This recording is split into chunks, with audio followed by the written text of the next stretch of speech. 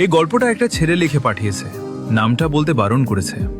ছোট থেকে নিজের দায়িত্বগুলোকে আগলে রেখে বড় হয়েছি। আমারও ইচ্ছে করত বাকিদের মতো নতুন ফোন কিনতে, বাইক কিনতে, কিন্তু বাবার আগে থেকেই বাড়ির লোন আর 2টো ইএমআই চলছিল। 3 বেলা খাবারের অসুবিধা হয়নি, তবে স্বপ্ন পূরণ করার মতো সামর্থ্য ছিল না। সেদিন আমার একটা পাড়ার বন্ধু নতুন একটা বাইক কিনেছিল। আমাকে ফোন করে ডাকছিল বাইকটা দেখানোর জন্য। আমি প্রথমে ভেবেছিলাম যাব না, কারণ পরের দিন উচ্চ মাধ্যমিকের পরীক্ষা। তবুও মাকে যা হোক করে বুঝিয়ে গেলাম, একটু ঘুরে ফিরেও আসলাম। ভাবলাম বাবা কাজ ছেড়ে বাড়ি ফেরার আগে আমি বাড়ি ঢুকে যাব, কিন্তু আমার দেরি হয়ে গেছিল। বাড়ি ফিরতেই বাবা আমাকে দেখতে পেয়ে ধেয়ে এলো, কিছু না বলেই একটা থাপ্পড় মারল আর চেঁচিয়ে চেঁচিয়ে বকা শুরু করল। আমারও রাগ উঠল, আমিও তর্ক করা শুরু করলাম। আর বাবা রাগের মাথায় আরেকটা থাপ্পড় মারল আর মেরে বলল, এরকমই চলতে থাকলে জীবনে কিছুই করতে পারবি না। জীবনে কোনো কষ্ট বুঝতে দিইনি বলে তোর এই অবস্থা। আর এটাটা শোনার পর আমার মাথায় তখন এলো যে, যেই কষ্টটার কথা বাবা বলছে সেটা তো আমি বুঝি, তাই তো কখনো কোনো আবদার করিনি, শুধু লোকে দেখি। আর এটা ভেবে আরো রাগ উঠল আমার। আর সেই রাগে আমি বাবাকে বললাম, কিন্তু তুমিও তো নিজের জীবনে কিছুই করতে পারলে না।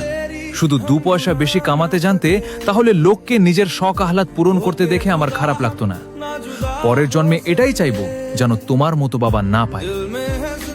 আর এটা শোনার পর বাবা চুপ হয়ে গেল, একদম চুপ। আমি বুঝলাম আমি আঘাত করেছি, অনেক খারাপ ভাবে। সে রাতে আর কোনো কথা হয়নি। পরীক্ষা শেষ হলো, সময় পেরাল, সবকিছু নর্মাল হলো। আর সেই ব্যাপারটা নিয়ে কখনো কোনো কথা ওঠেনি। প্রায় 4-5 বছর কেটে গেছিল। বাবা প্রায় অসুস্থ থাকত। একদিন স্ট্রোক হলো আর বাবা আমাদেরকে ছেড়ে চলে গেল।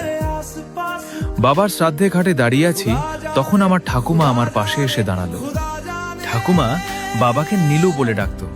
তো ঠাকুমা আমাকে বলল, নীলু যখন ছোট ছিল তখন আমাদের আর্থিক অবস্থা আরো খারাপ ছিল। তখন ওকে কোনো কাজ করতে টাকা দিলে ও বাড়তি টাকাটা ফেরত দিত না, রেখে দিত জমাত। আর অনেক দিন জমানোর পর ও সেই টাকাটা দিয়ে নিজের জন্য কিছু কিনত না, আমার জন্য মিষ্টি নিয়ে আসতো, কারণ আমার মিষ্টি খেতে অনেক ভালো লাগে। ও ছোট থেকেই ওরকম। আমি সেদিন বুঝলাম বাবা পরে বড় হয়েও কোনোদিন নিজের জন্য কিছুই করেনি। হয়তো অল্প কামিয়েছে, কিন্তু পুরোটাই আমাদেরকে দিয়েছে। ঠাকুমার কাছ থেকে ওটা শোনার পর আমি চুপচাপ দাঁড়িয়েছিলাম। তো কিছুক্ষণ পর আমি সামনে থেকে একটা মিষ্টি নিয়ে এসে ঠাকুমাকে খাওয়ালাম।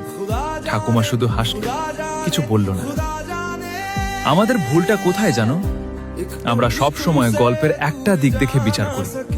হতেই পারে যে সামনের ব্যক্তিটার জীবনে আরেকটা গল্প লুকিয়ে আছে, কিন্তু আমরা সেই গল্পটাকে জানার প্রয়োজনই মনে করি না, তাই না? পরের দিন আরেকটা গল্প বলবো। বাই।